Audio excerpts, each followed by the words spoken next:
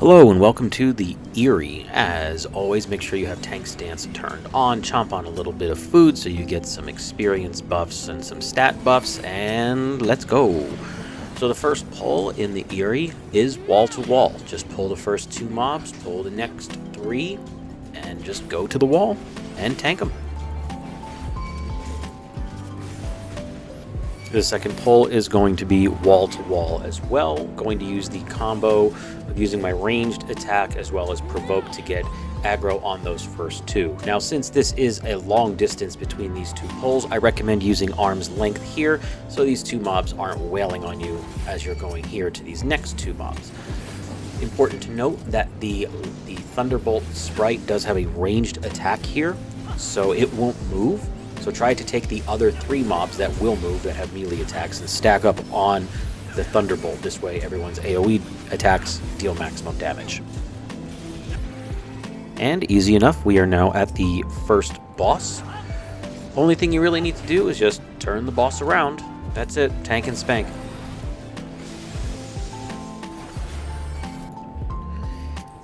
And the first boss is done. Absolutely critical part of the Aery coming here. You have to jump 360 off of this jump. It's just a requirement. Don't ask. Just do it. Jump 360, baby. These next set of pulls are a little tricky.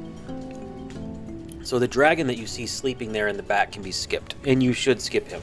So just pull the little broodlings and then hug the right wall so you don't aggro the sleeping dragon. You can skip that, it's fine. Next, do a ranged attack on the patrol here, and then continue to pull to this last little platform here where you can't go any further.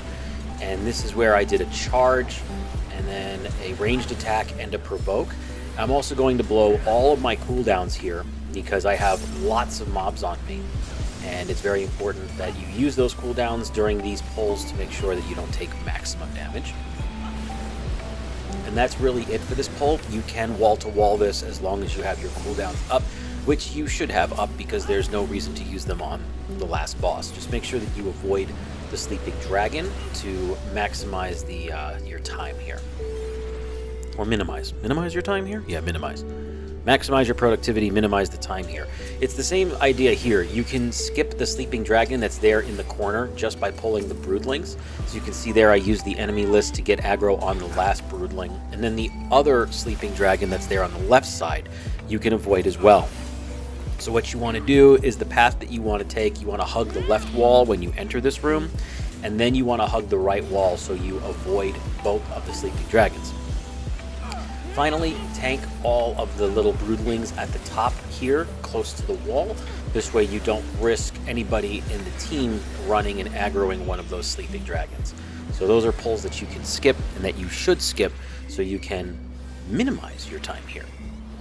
And fast enough, we're at the second boss. As normal, the only thing you really have to do here is just turn the boss around to make sure it is not pointing towards your team. And again, just tank and spank.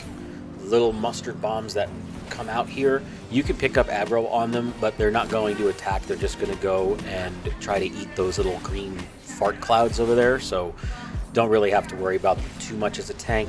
All you need to do is just make sure the boss is pointing toward the outside of the play area and that you maintain aggro. Second boss is dead, and we can start moving on through the rest of the dungeon. Once you get to the top of these stairs, there's nothing that you have to do here. It's just three guys, and you can pick them up however you want to.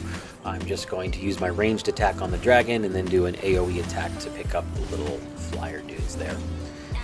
And then we're just going to burn these down.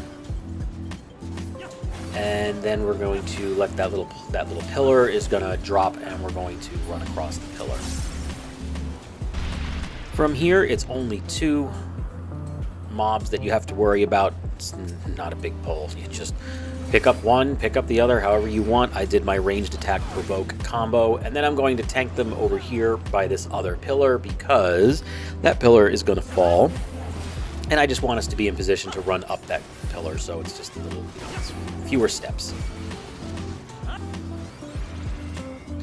From here, this next pull can be combined with the pull after it if you're confident with your healer. I am, so I just did a quick dash and use my ranged attacks. I'm also going to use arm's length here while I move these 3 mobs into this next area. In this next area, the mobs just come straight to you, so all you have to do is just use your AoE attack to pick them up.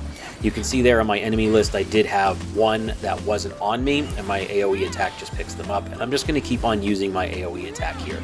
So you don't have to use cooldowns here just yet. There's not really a whole lot of damage that's coming at you, but if you feel like your health is a little bit too low, like I just did, you can go ahead and use all of your cooldowns. It's not a big deal. You're not going to need them for Nidhogg at all. So just as the mobs come, click on them and use whatever ability you would like to use to pick up aggro. You can use provoke, you can use your ranged attack, you can use your dash attack, whatever. Just make sure you pick up aggro on these mobs here and just burn them on down. They don't have a lot of health, especially these last few. Like, yeah, there's a lot of them, so I'm going to use my AoE attack here to make sure I pick up aggro on everything, but they all just die immediately anyway, so it's not really a big deal. And that's it. We are now at the last boss.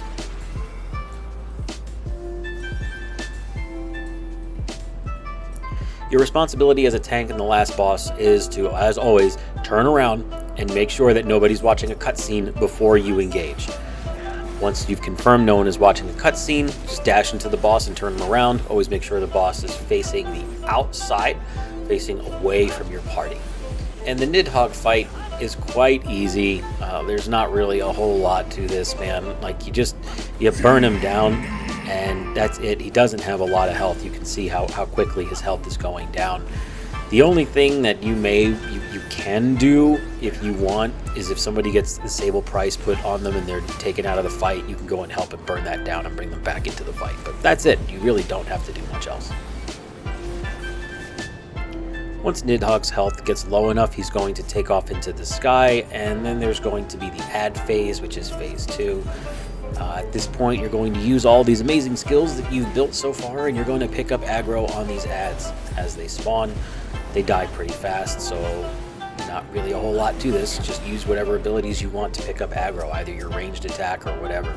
When these 3 appear, I just use my AoE attack as much as I can to pick up aggro. You can see here, for some reason, the AoE attack did not pick up aggro on all 3 of them, which is, I think that's unusual. I'm not sure if that was a bug or if I've just never picked up aggro on those. I'm not too sure, but whenever there's multiple mobs, use your AoE attack and they all attack you anyway. Using lightning shot there, my ranged attack to pick up aggro on this one. You don't have to face this away because it's just trash and dies immediately. You don't, just not really a lot to it.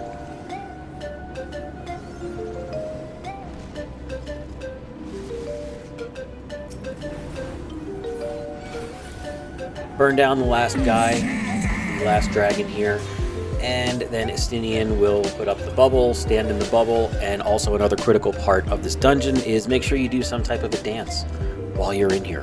Absolutely critical, because if you don't, you wipe. It's that simple. I choose M dance here because it's my favorite dance. Once Nidhogg does his attack and the bubble has absorbed all the damage, go back into the position that you were in before, face the dragon outside, and then just burn him down.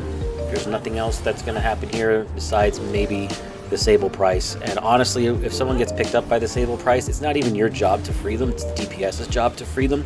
So, like here, it's going to happen to that guy, and I decide I'm going to help. And I help break that person free because the fight's pretty much over and it doesn't matter anyway. So that is the Aery. Thank you so much for watching. I hope you found this video helpful and useful. If you did not, I'm sorry. I tried my best. Hope to see you out there tanking, and we will see you in the next video. Bye!